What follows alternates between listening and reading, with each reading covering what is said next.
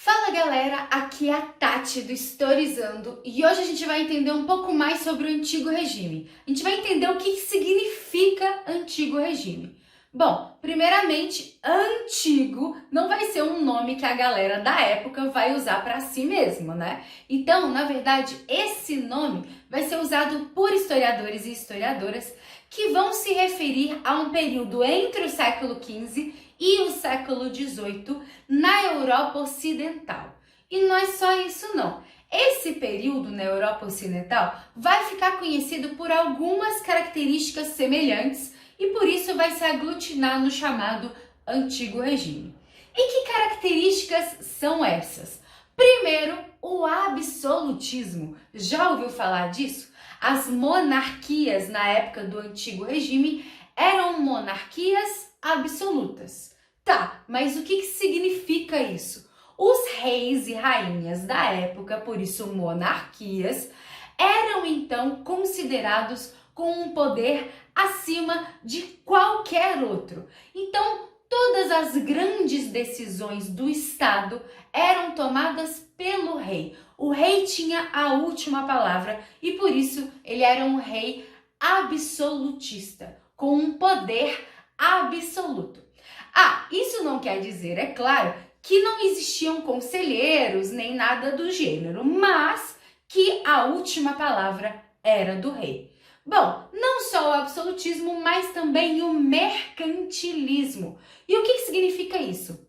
Mercantilismo é o tipo de economia que acontecia nessa região da Europa na época.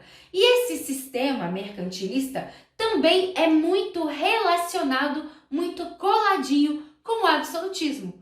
Mas por que isso? O mercantilismo necessariamente era o rei mandando na economia.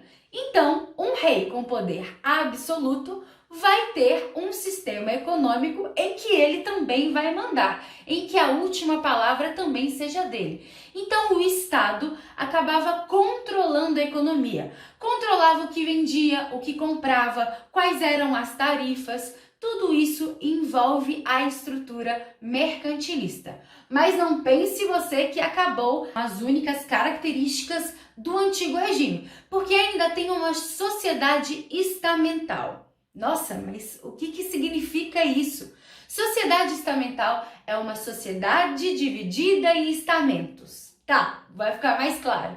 É que existem as hierarquias, em que existem classes com privilégios e classes sem privilégios. Na França, que é então, inclusive, o espelho do Antigo Regime, é a maior influência do Antigo Regime, era-se dividido em primeiro estado, segundo estado e terceiro estado, onde o primeiro e segundo estado eram o clero e a nobreza e o terceiro estado era o resto. Só que esse resto era a maioria esmagadora da população. E enquanto o primeiro e segundo estado tinham vários privilégios e tinham ali favores do rei, o terceiro estado acabava pagando todos os impostos e sustentando o primeiro e o segundo estado. Por isso, uma sociedade hierarquizada. Por último, mas não menos importante, a intolerância religiosa.